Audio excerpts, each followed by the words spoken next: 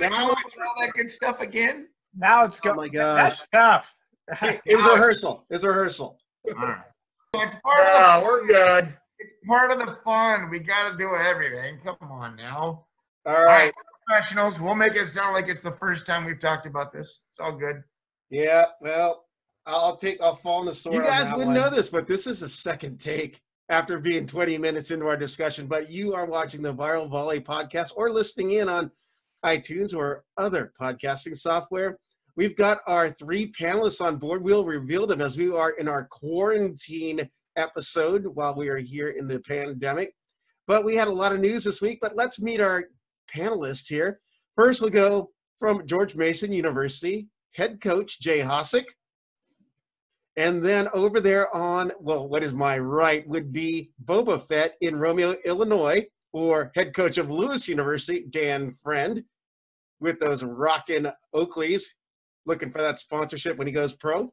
And then we have special guest and men's volleyball almanac, Vinnie Lopes of Off the Block.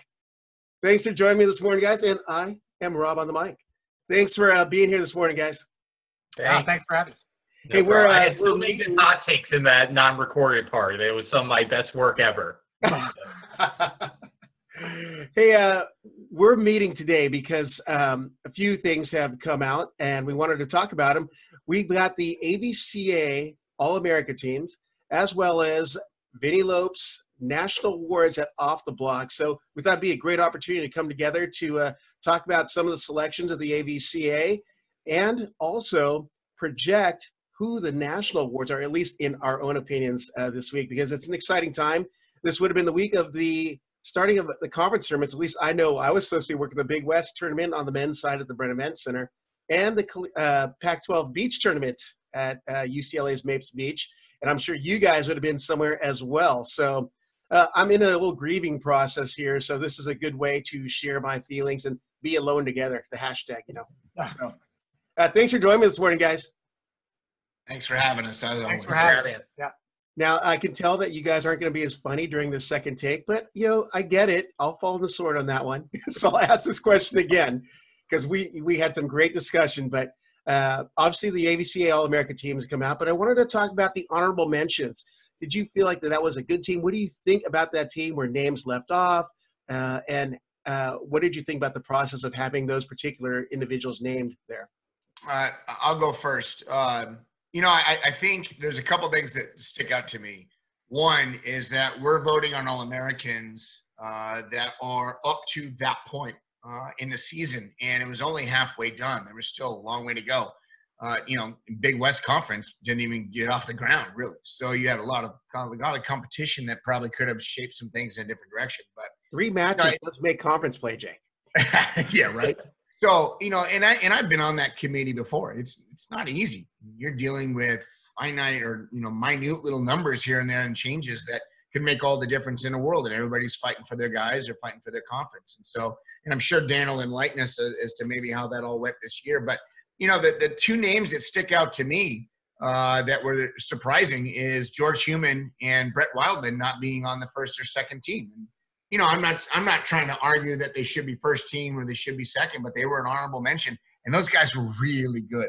And so, you know, I know the committee, they argue, they fight, they discuss, they do all those things, and in the end of it all, you just go, hey, this is what it is, and they all agree and they move forward. And so, you know, it's gonna let some people, you know, have some arguments when they're with their friends having a couple cold frosty pops over the days to come, but you know what? That's part of volleyball. It's part of the whole fun. I love it all. It's all good.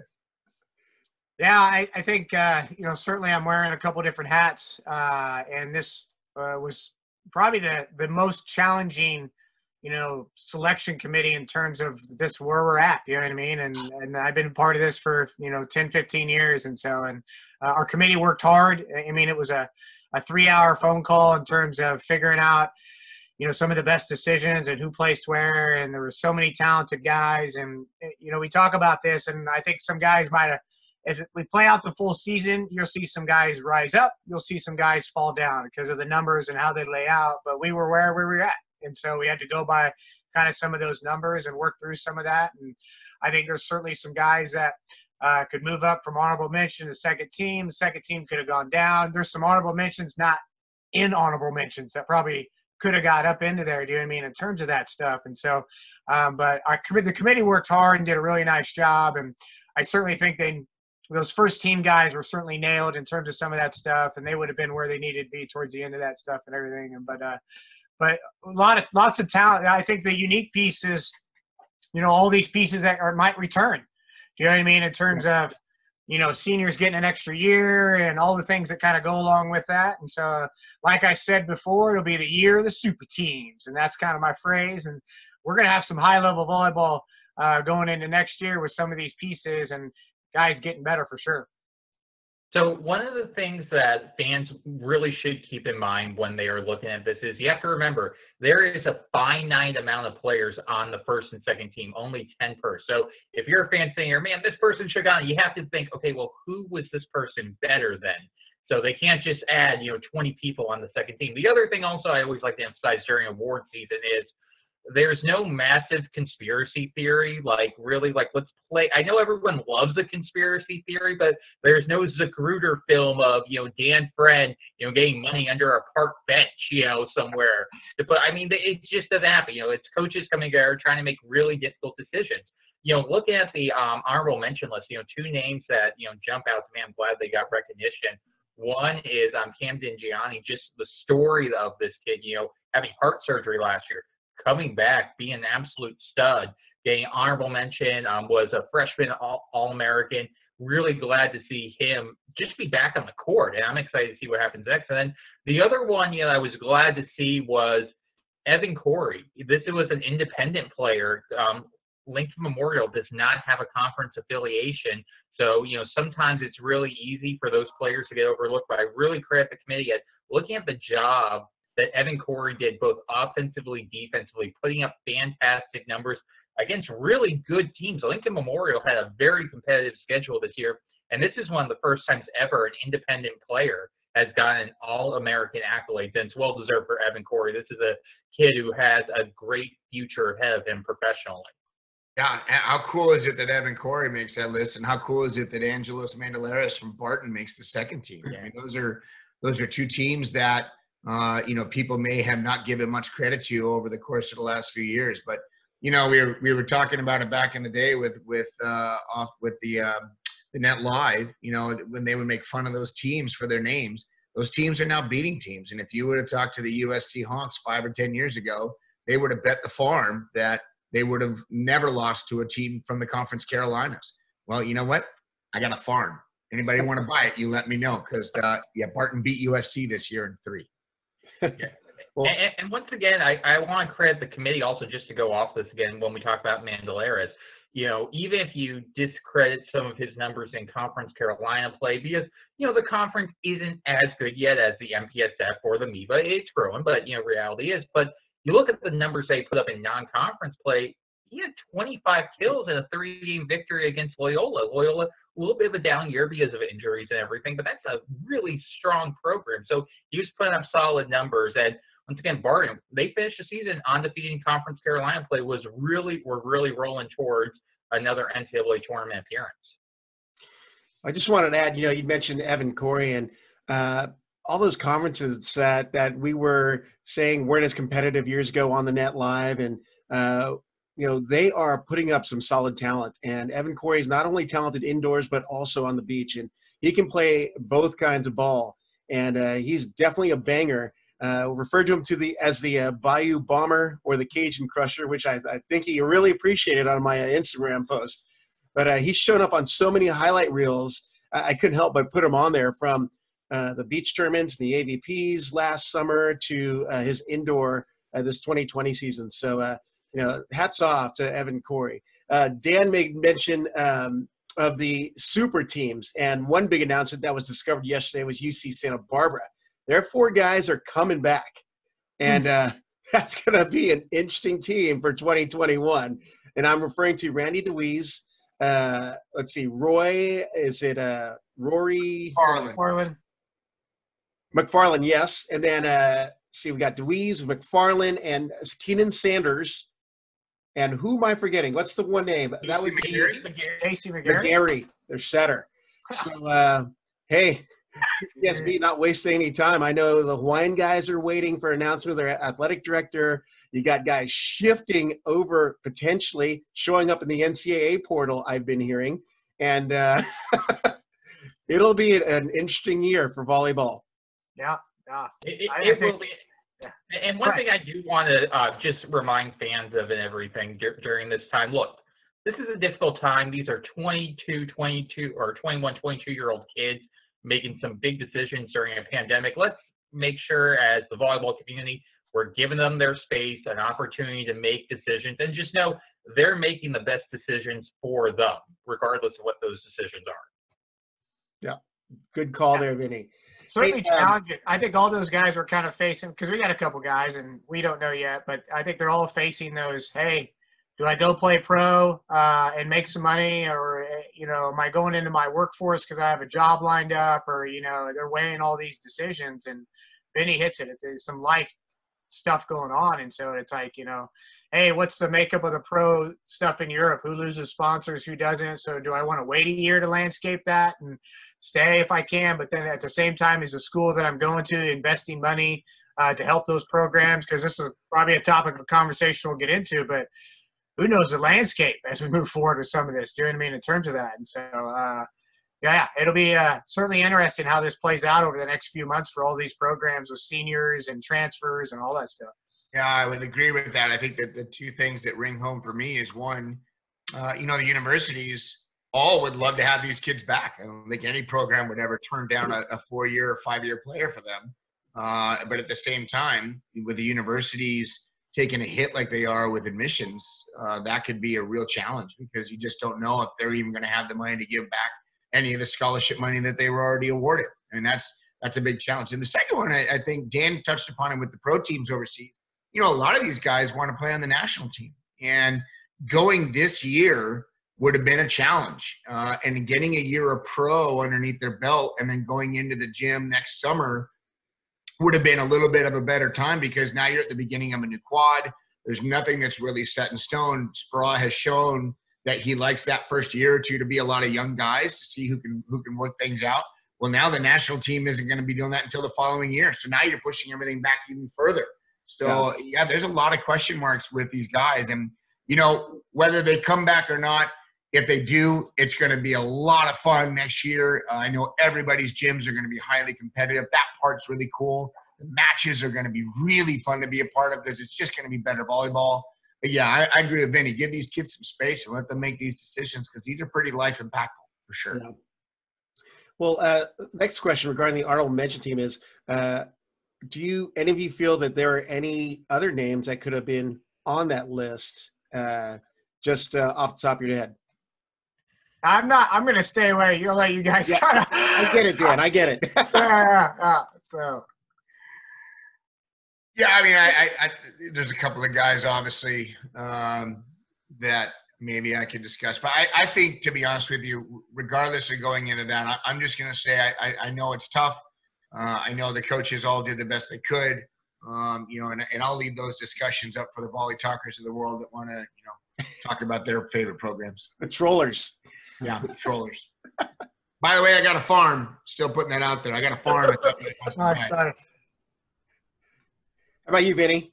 No, once again, this is difficult. I mean, it is a challenging thing to vote on these. I think one of the great things that I love seeing on this is really the recognition of some players who did all the little things that really impacted their team. And I'll give you an example. Zach Eschenberg, you talked to Coach Olmstead. This was a kid who made such a big difference for that BYU team this season. His passing capability, being able to terminate in one-on-one situations when so much attention was being paid on Gabby. The fact that, you recognize people like that, it just speaks how in-depth the committee went. So now, you can always get names like Jay said, I'm sure that people hit, but I think every single one of these people are deserving, especially, and some challenging ones as well, because you had a kid like Simone Anderson who switched positions midway through the season. And then you have to reconcile those stats of, well, you were kind of a middle attacker for part of it, you're down Oppo, so it's very tough. I think the committee did a great job. Here's a question for you, Vinnie, because you're the Almanac of all things volleyball. When is the last time that UCLA only had one player on the first team, second team, or honorable mention all combined? Ooh, that's a good, if I had to guess off the top of my head, probably that 2015 season. That was the year that they snuck in as the number 8 seed in the conference tournament. It was the year before Micah. Basically, they were doing exactly what they did this year, where it was they had a bunch of young players. They were all reloading and ready to go. But yeah, it's a great question. Well, I'm going to jump into the Hornets' nest. Two of the guys I was expecting to see, and they actually come from the EIVA. Michael Fisher from St. Francis, because he had that team had some great results early on in this abbreviated season, and he put some really good numbers. And the other team was the NJIT setter Roque Nido. So I'm not trying to stir up controversy. Just those teams, their names stuck out because I was constantly seeing them in the stats as I tried to follow from the West Coast here. So I'm not throwing daggers at Dan like Jay does. What? Mine are little toothpicks. Darts, not daggers. Darts. Darts. All right. So, hey, just a fun fact. 2015, nobody from UCLA on the first team, nobody from UCLA on the second team, JT Hatch, honorable mention.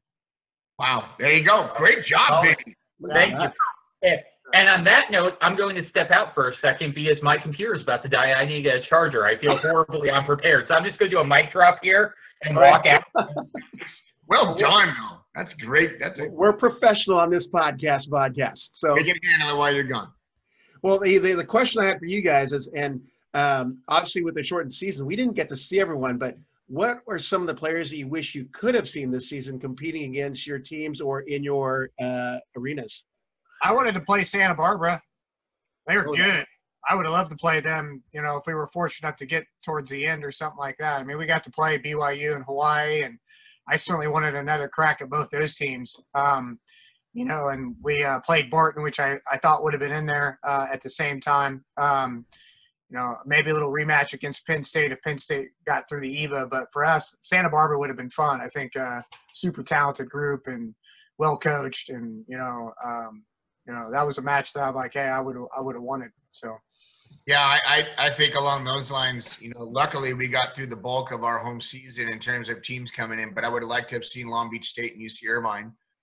Obviously, I would have liked to have been 100% healthy, but regardless of that, I like the fight in my dogs. So I would have liked to have seen those teams. They were teams that obviously were pretty highly ranked, but they were also just good and well-coached teams and good players. And having them in your home gym is always an advantage of sorts. So I was probably I would have liked another crack at Penn State as well, and see what we could have lined up with. But yeah, those are probably the ones. I would say this, to piggy off that, though, is like the matches not including me that would have been interesting is really the Big West Conference.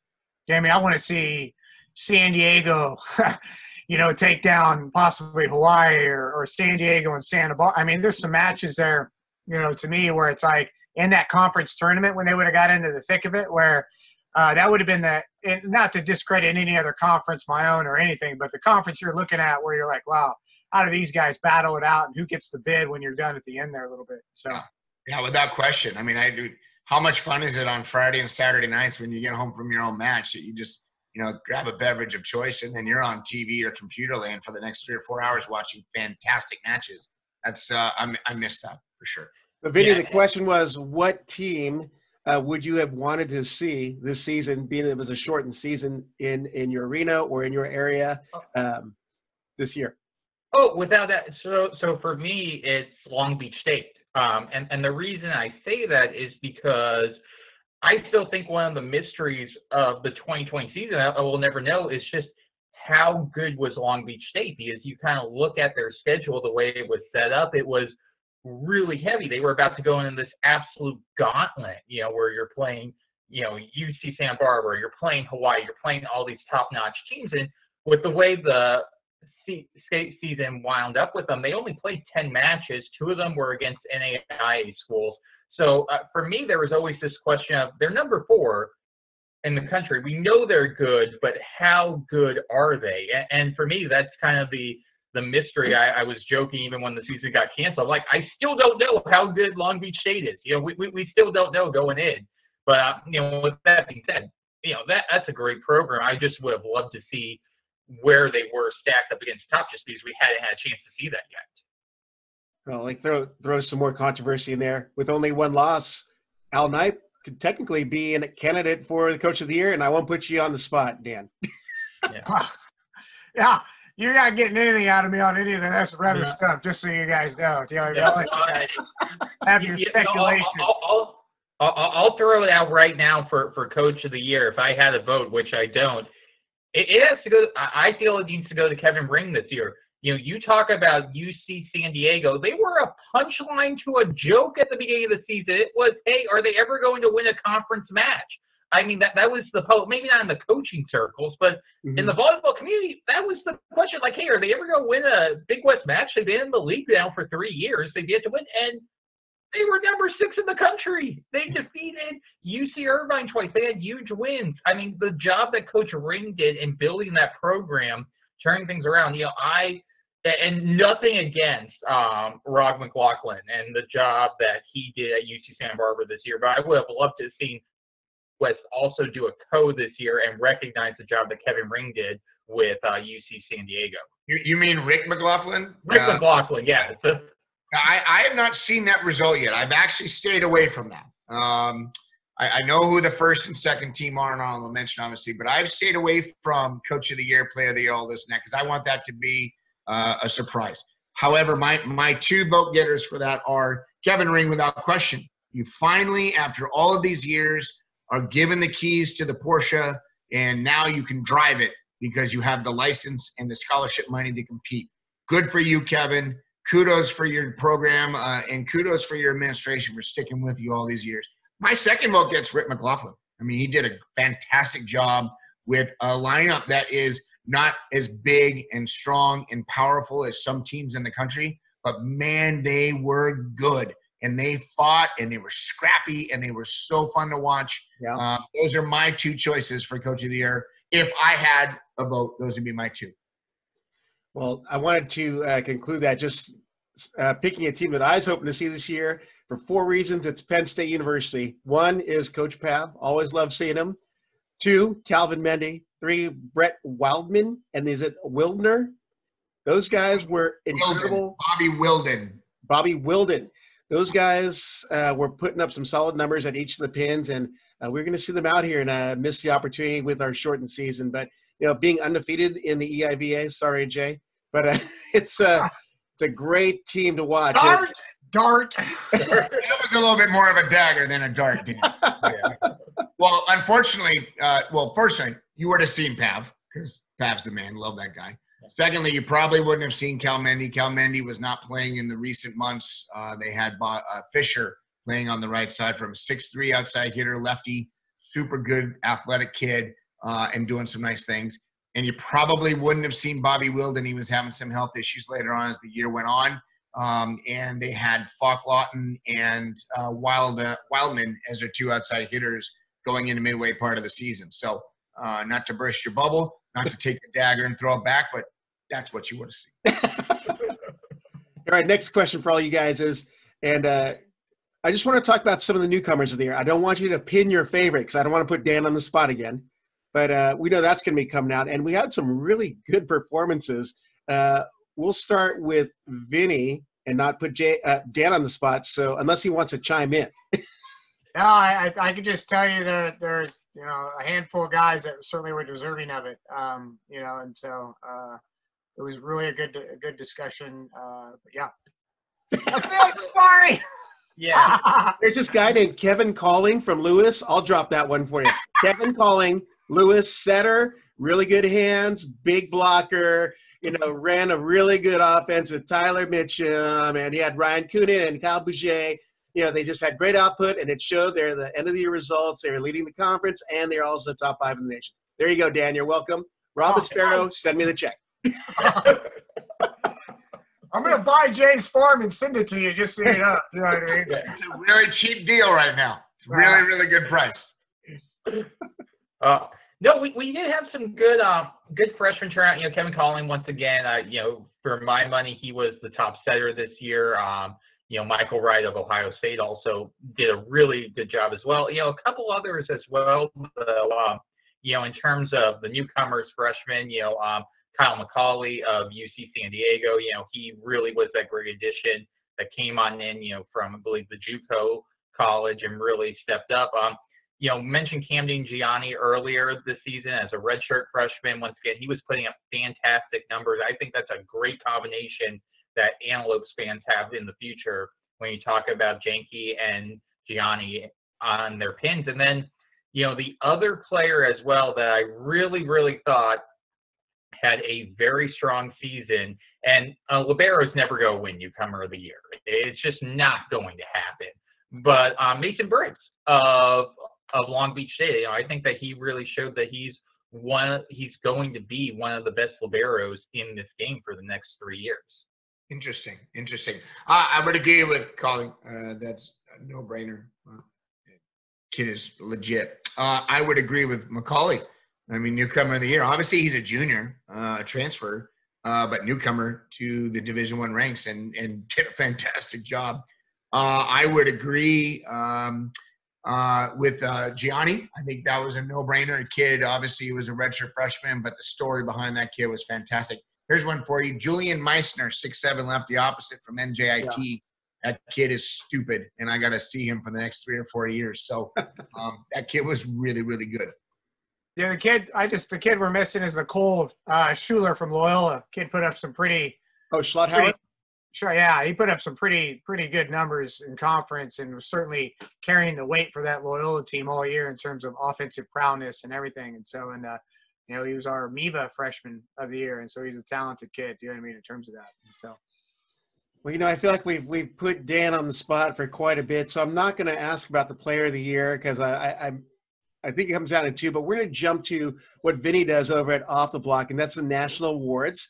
So I don't know if that changes the discussion for Dan over there, but every year, Vinnie Lopes of Off the Block does this incredible coordination of all the stats and all the top players of the year, positionally and with some other categories. And you know, we've come down to the finalists. There's 3 in each of the categories.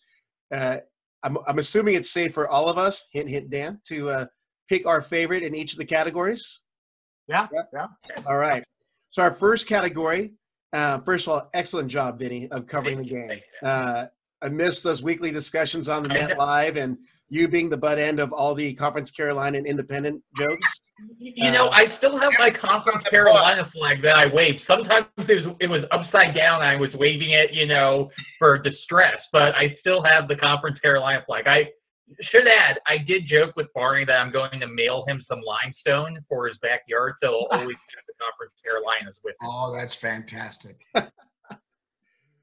All right, let's jump to our first award. It's the Loy Ball Award, which is awards the nation's best setter. The 3 candidates are Oscar Fiorentino of Barton College, Casey McGarry of UC Santa Barbara, and Will Stanley of BYU. Who wants to take a shot at that one first? Hey, I'll go first. Casey McGarry from Santa Barbara. He's my pick. So I thought with his pieces and Randy moving over to position-wise and the efficiency of their offense and being a little undersized, you know, I thought he was certainly doing things at a high level and had worked himself into that spot. I would agree, and I don't know why Dan's guy wasn't in there either. The guy from Barton Fiorentino is a really good player, don't get me wrong, but I think Dan's guy was a little bit better than that guy. But regardless, I would agree. McGarry, he's my choice. Smaller, undersized setter, leading the charge of this new wave of smaller setters around the country, and showed what it can look like. And super stoked for that kid. He's a great kid, too. I've coached him years ago at a USA thing. Yeah, and just Colin did get some votes. Just so you know, all our finalists are voted upon by a nationwide voting committee of media members and coaches. Top 3 are finalists. So Colin did get some votes in there. I voted McGarry number 1, not only what he did offensively, but just think how crazy this is. He was 6th in the nation in digs. Like, as a setter, that is just nuts. He was averaging 2 digs per game. Awesome. Well, I have to go against the grain, guys. I'm sorry. The committee missed that, by the way. I'm just going to let you know, Vinnie. I'm throwing a dart right at you. The committee missed it with Dan's guy. You're welcome, Dan. Yeah, thanks. It's great. Yeah. You can send that check to Jay Hossack in Fairfax, Virginia, by the way. All right. I got for you. Hey, I only got so much stimulus money, guys, until they pass another $1 trillion thing where they're doing checks or whatever. Dude. I guess I'll do this then. Hey, if anyone wants a shout out, email me really quick. I can use the money. So just send me. TJ Murray. Yeah. We knew it was coming. Honorable mention, AVCA. Yeah. Nice. Hey, I'm gonna go against a grain. I'm gonna pick Will Stanley, and primarily because 10.74 assists per set, which is third in the nation, led his team to 358 hitting percentage, which is second in the nation. But what pushed me or leans me his way is the fact that he comes back from a season-ending injury in 2019. I always love comeback stories, and he's such a good guy to talk to, and you can see he's focused. He's definitely got the reins on the team leadership-wise, and he's definitely got them all reeled in, and then they bought in. So.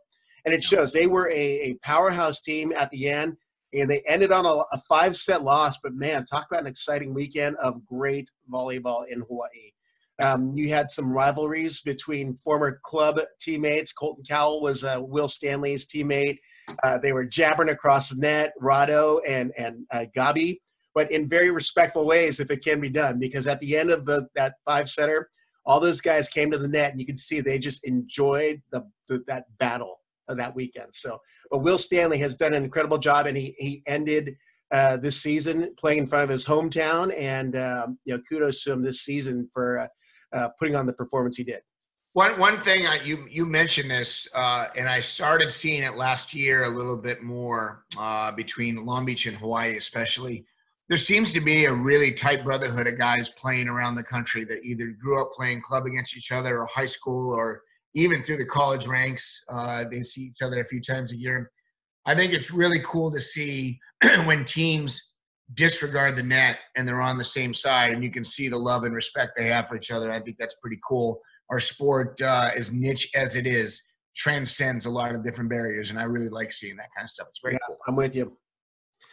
And so our next category is the Brian Ivey Award, the best opposite in the nation. Our three finalists off the block are Gabby Garcia Fernandez of BYU, Angelos Mandelaris of Barton College, and Rado Parapunov of Hawaii. Who wants to take the stab? So for me, I'll say this is just my projection. I've called this the preview for the National Player of the Year. Is I think it's down between Rado and Gabby, but I went with Gabby Garcia Fernandez. You look, the serving performance alone they had this year was unprecedented. He had more aces than service errors. I mean, just think how nuts that is for a bomber. And then you add the fact that he was in the top 15 in the nation with 4 kills per game average. He had a career high in attack percentage at 300. Nothing against Rado. I think Rado's going to be great, and he's going to be a pain in the butt for Team USA because he's going to be on the Bulgarian national team. But Gabby Garcia Fernandez got my vote. Yeah, I think that's – listen, I think that's the right choice for Player of the Year. I think that's the right choice for opposite. I'm going to vote Mandelaris, and here's why. Gabby Garcia, first of all, let's just – I want to talk about that stat before I make my choice. Most coaches would take half as many aces as they have errors. They would look at that as a respectable – error to ace ratio and be happy with that. To have more aces than error is ludicrous. That's stupid numbers. So obviously that kid, far and above, I think a lot of others in Player of the Year candidate or opposite of the year candidate. My vote's actually going to be for Mandelaris, and here's why. He's on a team that doesn't have a lot of supporting cast. Yet that team did a lot of damage to a lot of different teams this year that they have not done before. That's a one-man wrecking machine. So Mandelaris gets my vote for opposite of the year. This might be the toughest one, I think, for me out of all of them. I think because Jay brings up a pretty valid point on Angelos, Gabby, unprecedented. I mean, you think about Ohio State back when they won their national championships and Surzins was serving, and what he was doing from a point scoring, and Gabby blew that out of the water. You know what I mean? You think about Micah Maha last year and Yoshimoto and their aces per game and what they were doing. Again, Gabby blew it out of the water. So he did an unprecedented statistical thing. And we're not talking about the point scoring. You're talking about the ace. Go on to the point scoring on top of that. That's how many times you got teams out of system. Not the aces or anything. And so that just is a whole nother thing. And so, pretty special. And then I thought, certainly Rado is, a challenge for everyone, and Angelos is great. I probably lean a little towards Gabby just because it's some statistical things that I've never seen before in terms of being in that position from opposite. But, I watched Angelos just dismantle Loyola. You know what I mean? I sat there with Jay in the skybox, watched the match, and, nothing against Loyola. They've got some talent, but that kid he'd jump up, look at everybody, and hit the ball here. And they'd set him back. And I'm like, wow, what would that kid do in an environment where he had 3 or 4 horses with him? And Barnes is a good team. They got some good pieces for sure. Do you know what I mean? But there's a hard part where it's like I kind of lean towards Angelos with Jay, but Gabby's probably still my front runner. So, that's a tough one for me to pick personally. I enjoy all the players, and I haven't seen Angelos, but everything I heard about him, it makes him a legit athlete. I look at his numbers, 4.43 kills per set, second in the nation, hit 412, 11th in the nation, 217 kills in the season, 12th in the nation. The guy obviously is an offensive threat, but I've seen a lot of Gabby, and it's hard for me not to lean his way. I'm biased in that I got to see him play against some international teams in the summer at the NORCECA Champions Cup, and he is freaking the real deal. He's throwing 75-mile-an-hour plus jump serves. He's going against guys like Yolandi. What's his name? The middle blocker for Cuba. He's got intense arm swing at no matter pin he's at or out of the back row. But he's been one of the strongest players that I've seen in the time that I've been following international volleyball. And he's a junior. So he's going to make a lot of money playing overseas. Super teams. Yeah. And speaking of Mandaleras, there's quite a few teams this year that were missing an opposite piece. Imagine if UCLA had Mandaleras on their team. Yeah. Oh, are you implying a search soon? Well, I don't think it's any secret. The kid's reaching out to just about everybody. So yeah. I've always thrown out the fun hypothetical if college men's volleyball was like basketball and you can make in-season trades, just how comical that would be at times. Can I go all in and just, because of all the injuries? And no, I'm just kidding. Yeah, exactly. Yeah, we were joking. I think I was joking with sending you a trade proposal like, hey, are you willing to give up a scholarship for Raymond Barthivian, and cash considerations? No, I would never do that. My guys are awesome. I love my guys. Yeah. All right. Next award, Karch Kirai Award, Best Outside Hitter in the Nation. 3 candidates are Ryan Coonan of Lewis, Colton Cowell of Hawaii, and Davide Gardini of BYU. Yeah, so this is the award, TJ DeFalco had won it the last 3 years. So this was kind of the first year it felt like it wasn't a foregone conclusion on who was going to win. Well, I guess 2017 you had, and 2018 you had Surzan as well. But for me, I voted Gardini. You look at the numbers, especially beginning of the season that he was putting up. Just a fantastic season all around. And then also a really well-balanced player. He was second in the nation among all outside attackers with a 1.97 gigs per game average, and also almost averaged a block per game as well. So just a solid all-around player. All right. So for me, here's my thought process. Coonan is so far above everybody, but he's also a 4th or 5th year guy, Dan? Am I correct? 5th year, right? 5th year guy. So he's taken some time to develop into that role and that level. And I know he was good as a freshman and sophomore. I'm not taking anything away from that. But he has since developed into a beast. And I don't think I think he'll make a lot of money on overseas, and I think the national team will be really happy to have him.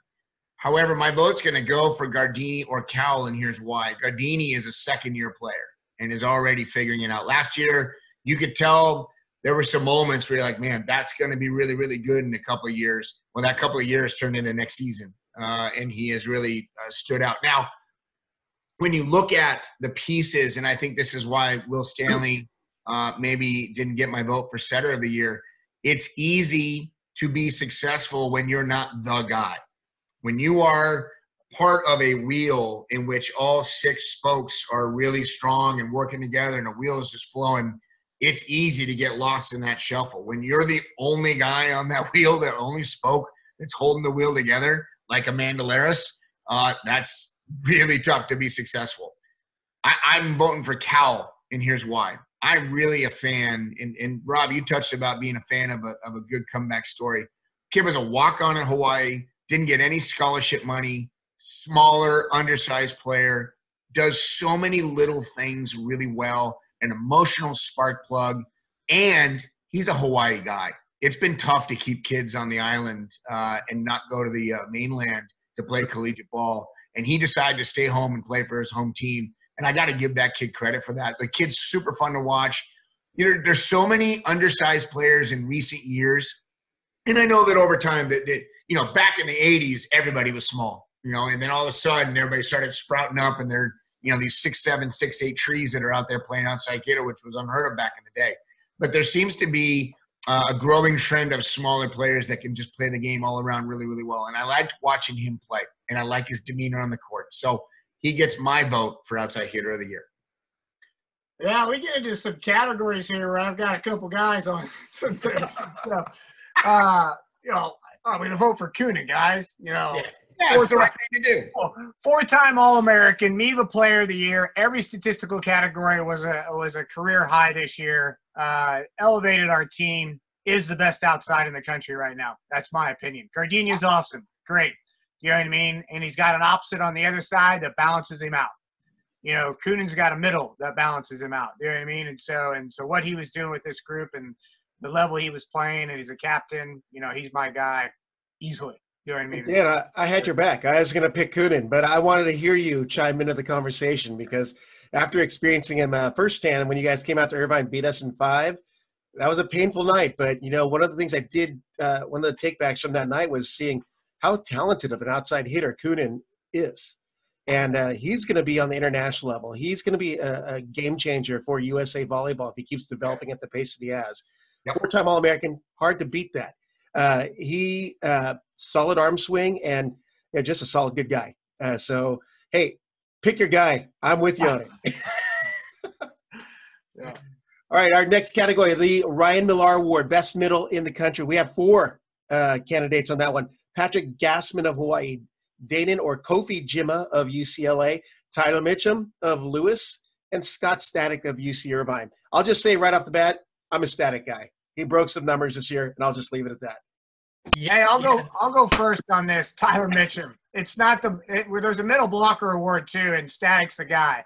But Mitchum, the guy's hitting over 500 and almost 3 kills per game. I mean, he's unprecedented offensively as a middle. He changes the game when you watch him attack. And I think I would kind of compare it to last year with Kofi. That's where I thought Kofi was like this juggernaut of an offensive weapon last year in terms of him being set. You know what I mean? And certainly Kofi is still talented, but I don't know that he had the same pace and the way he was doing things this year quite as much as he did the year before when you make that comparison, where I thought Tyler took a whole nother step in terms of, I mean, he had matches where he didn't even have an error for like 3 or 4 matches. Oh. I mean, I was ridiculous. I'm just a fan. I like, oh, this is pretty cool. I'm just kind of sitting back watching him. So Tyler be my guy. So yeah.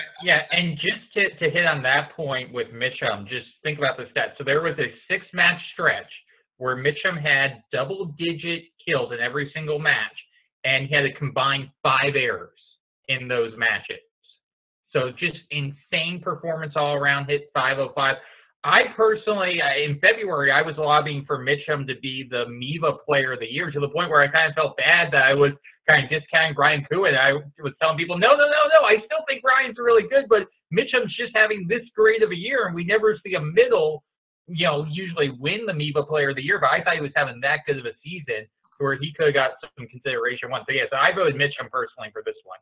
So I've had the pleasure of coaching Scott Static and Tyler Mitchum for a brief moment during the USA stuff. Both of them well deserving of that, and I agree 100% with Rob and Dan what you're saying. They're both fantastic players. I think Mitchum, for me, this year had the edge over Static. However,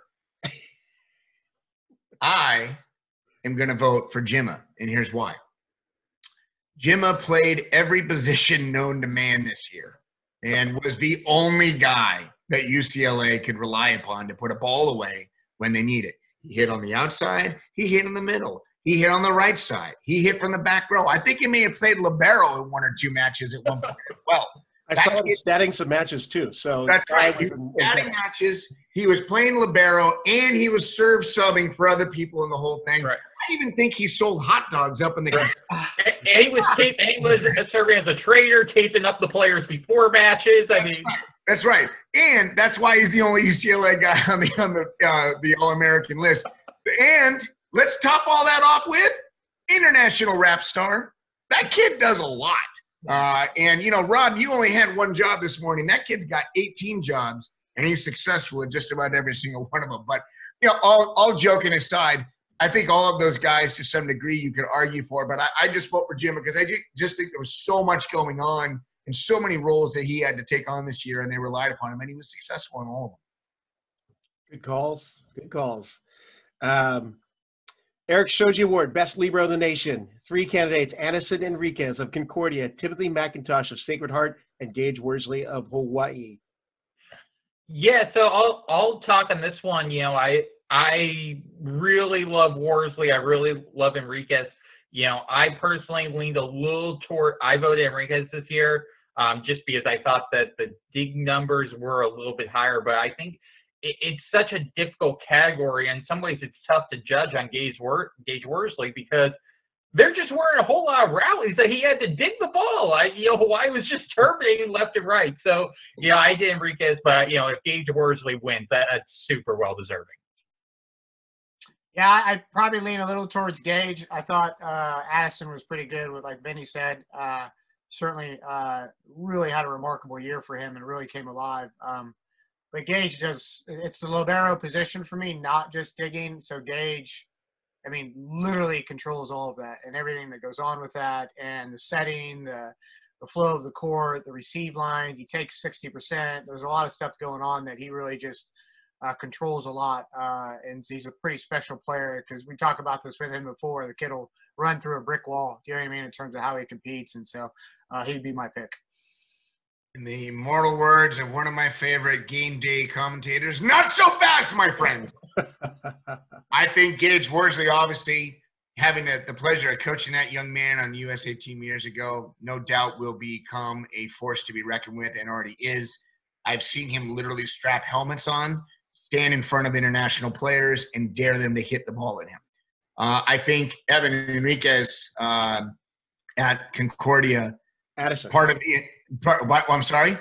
You said Evan. I'm sorry. Well, that's what I'm just saying. Like the Enriquez clan. 287 of them.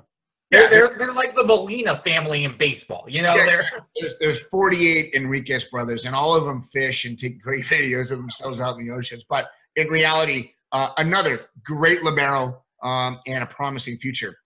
I'm going to go with McIntyre at Sacred Heart. McIntyre's following a kid named Eisenberg that they had for years, and that kid should have been in the national team, Jim. He was that good. And McIntyre, they went up 2-0 against Penn State, and he was digging everything in sight. I know their record was not very good. I get that. Had nothing to do with that kid. It had to do with some other stuff going on around the gym in terms of producers that can put a ball away. But that kid dug everything. He gets my vote. I'm going to go with the Gage Worsley because I can't say I've seen a lot of the Tiffany McIntosh. Addison Enriquez did play well for a stretch that I got to see him play. Upset of Grand Canyon and upset of UC Irvine, which was a painful week for me. But, he definitely has a talent, and he was making some great moves, has some really good vision off the block, and can really read attackers well. So, but still, Gage did some incredible things. And, in speaking with Colton Cowell earlier last week, he had said that, Gage Worsley is like his brother Joe at Libero. They just know how to play volleyball. They have such a great knowledge, and they use the skills they've got and can dominate. So, next award is the Nicholas Sherjan Award, the best non-U.S. born player in D1 and 2. And Vinnie, I had a question for you on that one. Yeah. Why wasn't Gabby in there? So this is actually a good question. And initially we had it open to players from U.S. territories, and a lot of feedback that we got from Puerto Rican players and people of Puerto Rican descent was we're U.S. citizens. Yeah. So one of the changes that we made to the award in recent years was we omit Puerto Ricans to recognize that you're U.S. born, you're a U.S. citizen. So that was an inadvertent omission on our part earlier in history, and we corrected that. So yeah. So Gabby was ineligible for this one. He did get a couple votes, but we obviously omitted those votes from the total. Gotcha. But yes, great question on that. And for me on that one, you look at let's say the candidates. They're Davide Gardini of BYU, Angelos Mandelaris of Barton, and Gardini is obviously Italian. Mandelaris is Greek, I believe, or Greek. And Yeah, Rado Parapunov is Bulgarian. So make your picks. Yeah, I did Parapunov in this one. So. And he's, like I said, he's going to be a pain in the butt for Team USA to play against, if Bulgaria can ever get back to the Olympics. All right, I took the Greek guy. That guy was pretty darn good. We've talked about him a couple different times on some different things. And so I think he elevated Barton, got wins that they hadn't got before, and he was the anchor. He was the guy.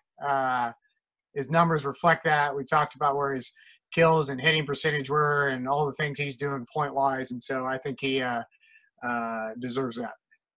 Vinny, over the years, I've given you so much respect because you work your butt off. You know every in and out detail. You're basically an almanac that has every answer. And I would agree with you that Gardini was the best Italian in the country. Not so fast, my friend. Angelos Mandelaris is the best foreign-born guy in the country. That guy would have made any of the teams in the country immediately better. I know there are probably some coaches around the country that wished he was in their gym, and they're probably in the NCAA portal right now. That is the best foreign player. I didn't get to see Angelos Mandelaris play, so I've got to go with my Big West bias. Sorry. I'm going to go with Rado Parapunov. But it's not to say that Angelos isn't worthy of the pick. If I hadn't seen it, I got to go off numbers. I've seen Rado Parapunov the last 4 years, and it's hard for me to go against him when I know he's been such a solid performer over his entire career here. So, and it's not a knock on any of our candidates, just so everyone who's listening knows. Next award, my best foreign player. Steve Shundell Award, Best Passer in the Nation. 2 candidates, Mason Briggs of Long Beach State, Addison Enriquez of Concordia. Actually 3, Gage Worsley of Hawaii. Take a shot, guys. Yeah, so for me on this one, I voted Gage. One thing I do want to add is, I really hope next year as we move forward with these awards and everything, we really make some partnerships with some of the companies that really provide some of the in-depth data just so we can really better inform the public on who are the best passers, who do a great job at keeping their teams in system, because, the public knowledge stats I always like to share, some places only report, the reception errors and the percentage, and that it tells some of the story, but it doesn't tell the whole story. So hopefully as we move forward, we can continue to make some of that data a little bit more public just so people can get the whole picture of things. This is a really tough one, and I tell you this because we on the committee, you have some access to Volleymetrics, which gives you all the passing numbers. And in general, like all these guys, have some areas where they're better than the other one, and so it's probably the toughest for me. I think I'm going to go away from the norm of Gage here, and I'm going to lean toward Mason Briggs, freshman coming in, really running the show as a libero, extremely, good passer, and puts himself in a position to take court, and so he's going to be the guy I kind of lean towards this time. So. Yeah, I think that's the reason for me that I go with Mason Briggs. You have a freshman coming in and handling that kind of heat at a young age. There's a couple of positions that when you get to the college level take a few years to really dial in. And libero, I think, is one of them, because you just don't see that heat in your high school and club gym. When you get to the college level, it's just so much faster. And for a kid like that to step in his first year and just be able to act like he's been there forever, that's the reason why I would vote for him. And you know what? You're going to see Gage and Mason go at it with each other with the USA gym for years to come. It's going to be a lot of fun to watch.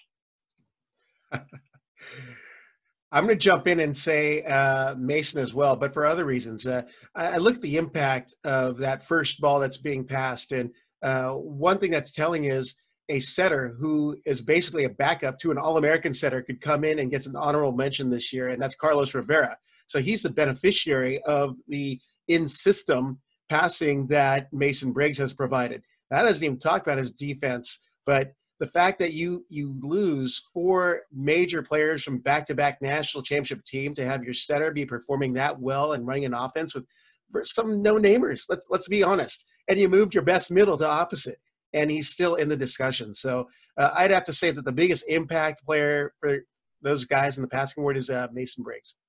By the way, this just in, Kofi Jimma is actually a car salesman now down the street from my house, just let you know.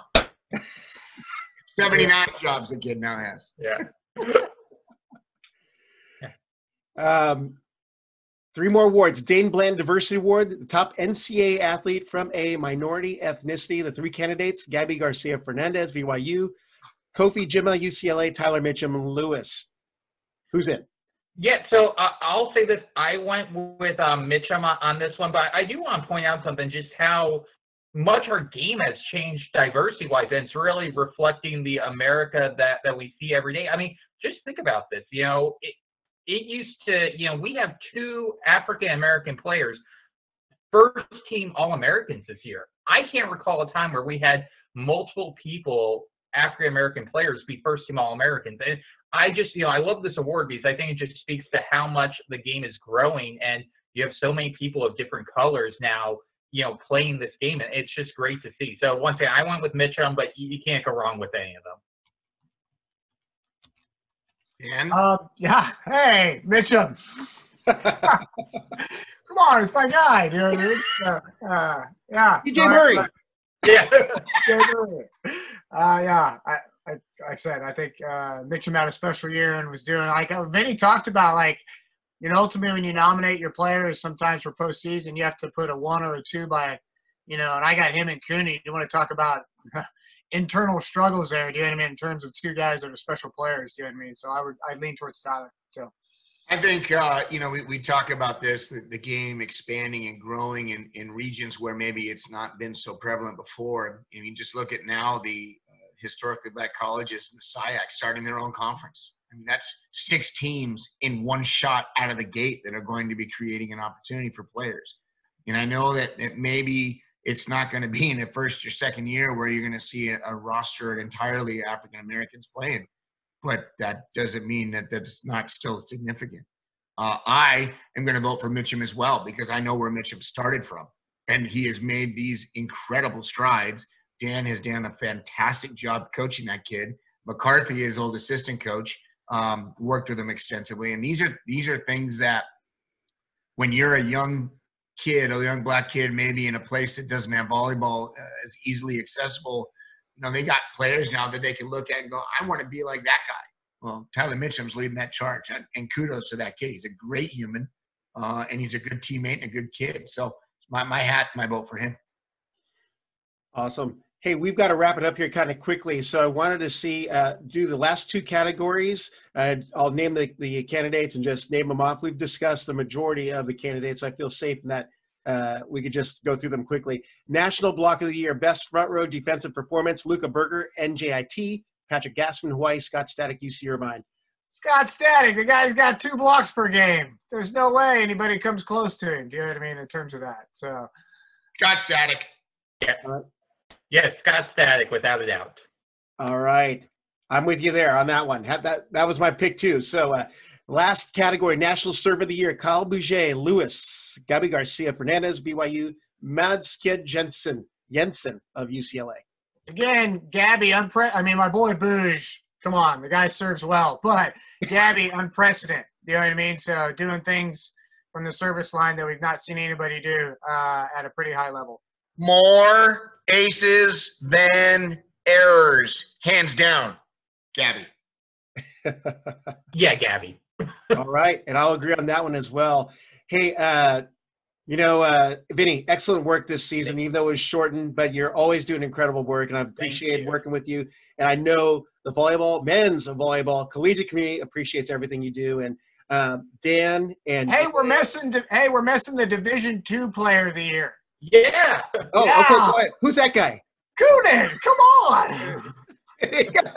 I just want to hear you say it. I'm throwing love today for my team. Usually I'm pretty guarded. I'm not guarding today, baby. That's my friend. Mandalaris gets my vote. Well, it's because Ray gave you that shiner, and you've been a lot different since that shiner. Hey, I think we're good now. Come on. Hey, I want to thank my panel today. Jay Hossack of George Mason, Dan Friend of Lewis University, and Special Almanac of Collegiate Men's Volleyball and editor of Off the Block, Vinnie Lopes. Thank you guys for all your work this season. Next few days, we have the Player of the Year and the Coach of the Year. Is there a Newcomer of the Year from AVCA coming out in the schedules? The newcomer already came out, I believe. I didn't get that email yet. Yeah, I think they inadvertently announced it on Tuesday. It's Kyle McCauley. Yeah. That's why I kind of figured. Yeah. So, but hey, Vinnie, aren't you guys doing your stuff tonight? Is that right? We're doing it tonight on Zoom. So, and then we'll post the Zoom video on the Off the Block website. I have tried to downplay expectations as much as possible about the Zoom event because I came up with the idea like 2 days ago. But it should be a lot of fun. We invited all the award winners, all the coaches, as we announce the winners and everything. So it should be some fun. Oh, cool. Okay. Hey, Rob, before we get off, can we jump on one more topic for like 4 minutes and then we can go? Yeah, that's up to you. I gotta go in about 5, but I think it's relevant. I think we had shared some information between the few of us, and it's just like the landscape of men's volleyball as we move forward, and you're seeing some media stuff go through about some conferences making this charge for cutting down sports, being below 16 on the equivalency, and then you're seeing the reaction back from all these Olympic sports, which I certainly think is good. I think you need those. It's really neat. If you saw the letter that came across, it's not just the AVCA, but it's all these organizations: swimming, diving, wrestling, lacrosse. And so I think the fact that all these sports and all their leaders of their organizations have got together to kind of say, hey, hold on a second, let's evaluate this and look at this. And certainly there's individual institutions that are challenged by budgets, and we saw Urbana go under and we lose a program, but that wasn't because men's volleyball just left, the whole school left. I don't think that's done. But at least you see this thing come out by these conferences, and then you see all these organizations kind of say, hey, wait a minute. So the fact that there's some things in place that are like at least already, boom, on top of it fast, I think that's a good thing. So I would agree, and I'll piggyback quickly. I know we're running out of time. The fact that football has 85 scholarships is absolutely ridiculous. They've got 4 guys deep on scholarship money on full rides at some of the big programs. 4 guys deep. Imagine if we had 24 scholarships. It would be ridiculous.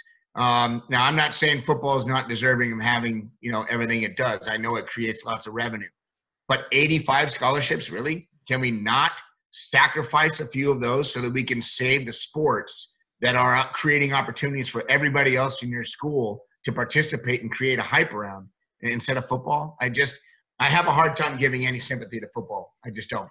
Right. Well, and especially I want to add as well, for most of these schools that are non-Power 5, student revenue is still, and tuition fees are still one of the big driving factors for the athletic budget. I can speak, for instance, when I was at Ball State University, $600 a year went straight to the athletics department on my tuition, zero state. So, I also want to remind people, as you see this come out, and you may say, oh, well, it's 5 conferences, the only school that has a men's volleyball team in it is Ball State. They're well protected because a lot of it's alumni funding. Any decision like this will have ripple effects across the country. So it's important that we pay attention to things like this and really make a stand early before it's too late. Yep. Well, excellent call. Thank you for sharing that, Dan. I didn't know if you had enough time to do that, but I will definitely clip that and put that on social media immediately, because that's the kind of stuff I was hoping to get from our conversation through text yesterday. So, hey, again, everyone, thank you so much. And remember, go and support the cause. Do you have I saw the email, but I didn't get the exact website they had for that information on that movement that's trying to get started by that Power 5 conference. Yeah, I don't have it either. So, all right, I'll post it in the comments in the description because I have the email. So back in the quarantine, baby. Here we go. All right, we're back in quarantine. Cover me, I'm going in. I'm in. There we go. We're out. Thanks a lot, guys. Bye, guys. I'll stop recording.